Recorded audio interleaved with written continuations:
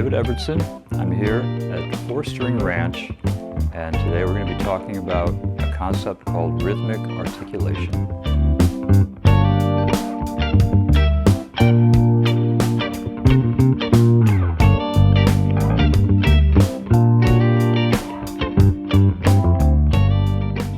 The first thing we're going to discuss is breaking down one measure of music, typical 4/4 measure, which means there's 4 beats per measure.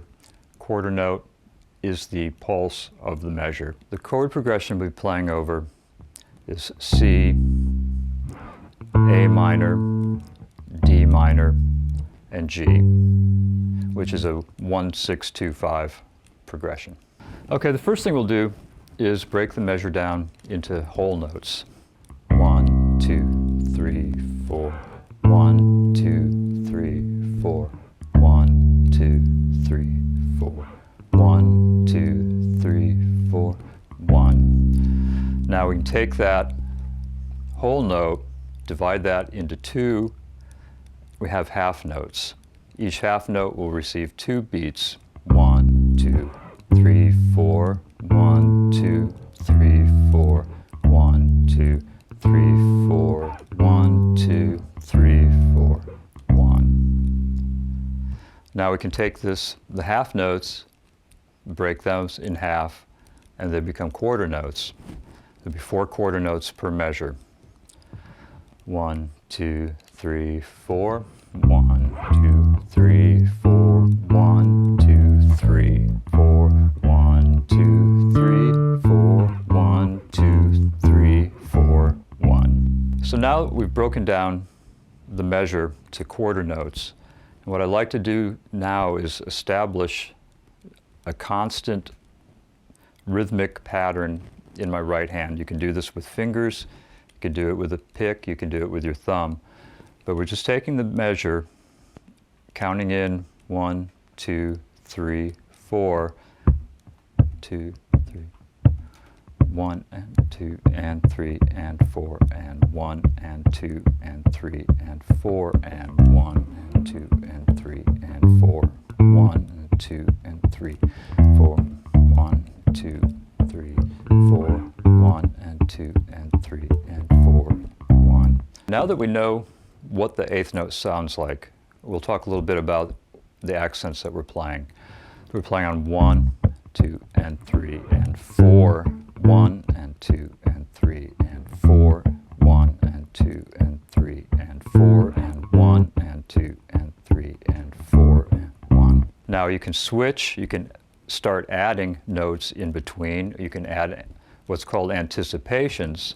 So we can go 1 and 2 and 3 and 4 and 1 and 2 and 3 and 4 and 1 and 2 and 3 and 4 and 1 and 2 and 3 and 4 and 1. So this just anticipates the downbeat by 1/8 note. It's something that if you're playing in a band, you might want to consult everybody else, make sure that everybody's playing the same accents that you are. But this helps, it creates a little excitement, a little tension, and keeps it from being too straight. So now we'll just leave out the constant stream of 8th notes and just work with just the anticipations. And it's a device that I'm sure you've heard before.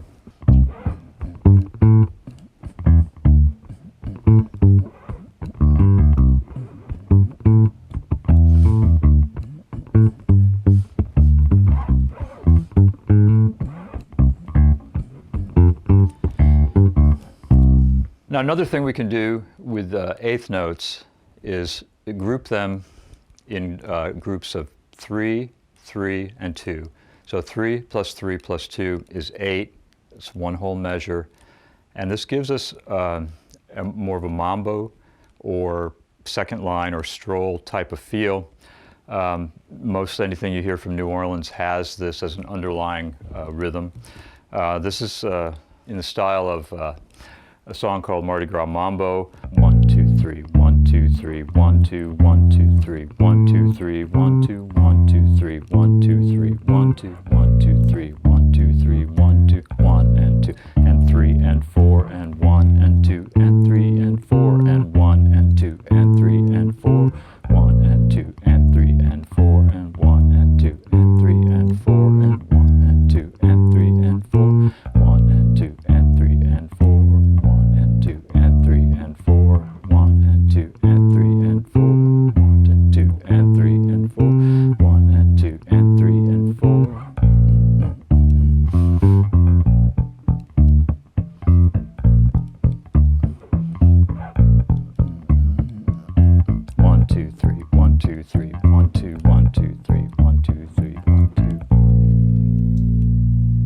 So we're going to work on a blues form in the key of G, G being the 1 chord, C being the 4 chord, and D being the 5 chord.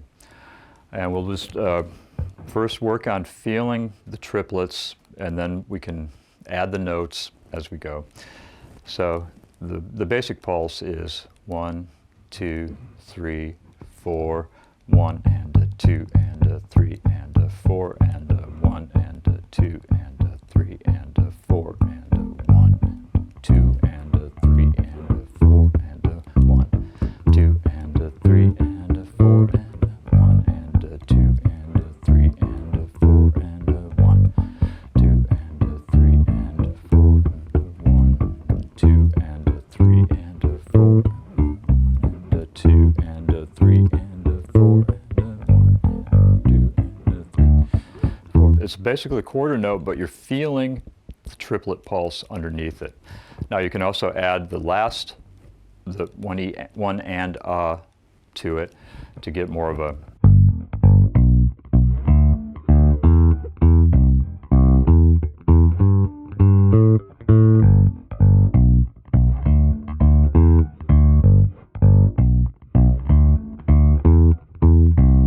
So most of the blues-based playing you're going to do, or likely to do, is either going to be straight eighths or swing eighths. So it's important to know the difference between a straight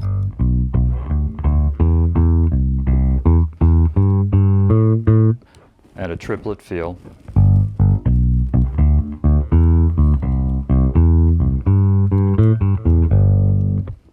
And it's a good thing to practice at home, and then when you're on the bandstand, you'll have an easier time identifying what you're playing and where it all fits together.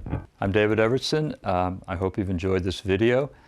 There's many other videos available at the 4-String Ranch YouTube channel. Be sure to give it a like and check out all the other fine videos that they offer. Thank you very much.